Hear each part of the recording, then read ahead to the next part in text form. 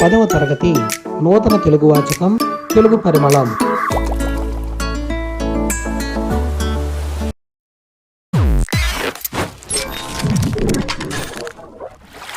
నాలుగవ పాఠం ఉపన్యాస కళ. ఉపన్యాస కళలో ముందుగా చదవండి, ఆలోచించి చెప్పండి అనే అంశం గురించి తెలుసుకుందాం. ఇందులో ఇచ్చినటువంటి అంశం ఒక పత్రికా వార్తను ఇవ్వడం జరిగింది. ఈ పత్రికా వార్త యొక్క గొప్పతనం ఏమిటంటే మాట్లాడే మాట యొక్క శక్తిని తెలియజేస్తూ మాట్లాడడం అనేది ఒక కళగా చెప్పడం జరిగింది. అదేమిటో చూద్దామా? మనసులోని భావాన్ని ఎదుటివారికి తెలియజేసే మాధ్యమం మాట. మాటకున్న శక్తి గొప్పది. అది అవతలి వారిని మెప్పించగలదు, నొప్పించగలదు, ఆపదల నుండి తప్పించగలదు. మాట మరీ మితంగా ఉండకూడదు, అలా అని అమితంగా కూడా ఉండకూడదు. ఆచితూచి మాట్లాడడం అంత సులభమేమీ కాదు. అందుకే మాట్లాడబోయే ముందర మాటలను మనసుతో జల్లించి బయటకు ప్రకటించమని చెప్తోంది ఋగ్వేదం. మధురమైన మాటతో ఎవరినైనా ఆకట్టుకోవచ్చు అంటాడు ప్రఖ్యాత కవి తులసీదాసు. భౌతికమైన అలంకరణలు ముఖ్యం కాదని, వాగ్భూషణమే అసలైన అలంకారం అంటాడు భర్తృహరి. చక్కగా మాట్లాడడం ఒక సద్గుణం. ఇది హనుమంతుడి దగ్గర పుష్కలంగా ఉందని రాముడే స్వయంగా చెప్పాడు. చక్కగా మాట్లాడడం వల్ల స్నేహితులు పెరుగుతారు, బంధువులు ఆనందిస్తారు, అనుబంధాలు పెరుగుతాయి, అనురాగం పెంపొందుతుంది, కీర్తి ప్రతిష్టలు పెరుగుతాయి. మాట్లాడడం ఒక కళ. శబ్దశక్తి తెలిసిన వానికే ఈ కళ కరతలామలకం అవుతుంది. మాటకారి అందరికీ ఆప్తుడవుతాడు.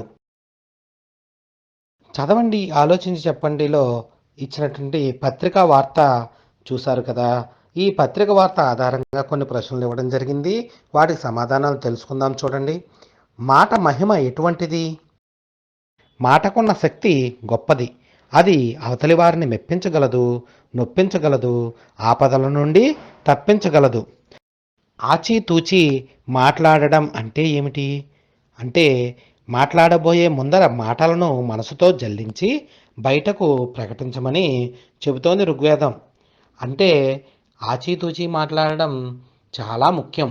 ఎదుటి వ్యక్తిని నొప్పించకుండా ఉండాలి.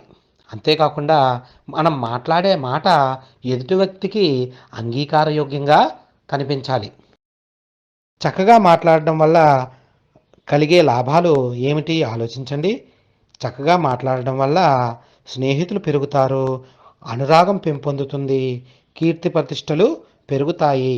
కాబట్టి మాట్లాడే కళను చక్కగా వినియోగించుకోవాలి. ఉపన్యాస కళ పాఠ్యాంశ ఉద్దేశం. విద్యార్థి వ్యక్తిత్వ నిర్మాణంలో మాట చాలా ముఖ్యమైనది. ఉపన్యాసం అందులో ఒక భాగం. సభా కంపనం నుండి బయటపడి మాట తీరు మెరుగుపరుచుకోవడం అవసరం. విద్యార్థులలో సంభాషణ నైపుణ్యం పెంపొందించడం ద్వారా నలుగురిలో చక్కగా మాట్లాడేలా చేయడం ఈ పాఠం ఉద్దేశం. ఉపన్యాస కళ పాఠ్యాంశ రచయిత్రి గురించిన విషయాలు తెలుసుకుందాం. చూడండి. ఈ పాఠ్యాంశాన్ని రాసిన వారు వాసిరెడ్డి సీతాదేవి గారు. వాసిరెడ్డి సీతాదేవి గారు జననం 15 డిసెంబర్ 1933, మరణం 13 ఏప్రిల్ 2007 సంవత్సరం. వాసిరెడ్డి సీతాదేవి గారు గుంటూరు జిల్లా చేబ్రోలులో జన్మించారు. నాగపూర్ విశ్వవిద్యాలయం నుంచి ఎంఏ చేశారు. 39 నవలలు, 100కి పైగా కథలు రాశారు. ఈమె రాసిన మట్టి మనిషి 14 భాషలలోనికి అనువాదం చేశారు. ఈమె నవలలు దూరదర్శన్ సీరియల్లుగా, సినిమాలుగా వచ్చాయి. జవహర్ బాలభవన్ డైరెక్టర్గా పనిచేశారు. ఆంధ్రప్రదేశ్ సాహిత్య అకాడమీ పురస్కారాన్ని 5 సార్లు అందుకున్నారు. ఈమెను ఆంధ్ర పెర్ల్ బక్ అని పిలుస్తారు. ప్రస్తుత పాఠ్యభాగం సీతాదేవి గారి సాహిత్య, సామాజిక, వ్యాస సంపుటి నుండి గ్రహించబడింది.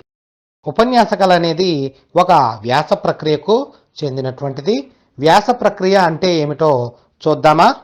ఏదైనా ఒక విషయాన్ని తీసుకుని దాని పూర్వాపరాలను చర్చిస్తూ విశ్లేషణాత్మకంగా విస్తరించి రాయడమే వ్యాసం. దీనిలో ఉపోద్ఘాతం, విషయ విస్తరణ, ముగింపు వంటి ప్రధాన అంగాలుగా ఉంటాయి. వ్యాసంలోని విషయాన్ని బట్టి చారిత్రక, రాజకీయ, సాంస్కృతిక, శాస్త్ర, వైజ్ఞానిక, సాహిత్య, తాత్విక, ఆధ్యాత్మిక మొదలైన విభాగాలుగా విభజించవచ్చు.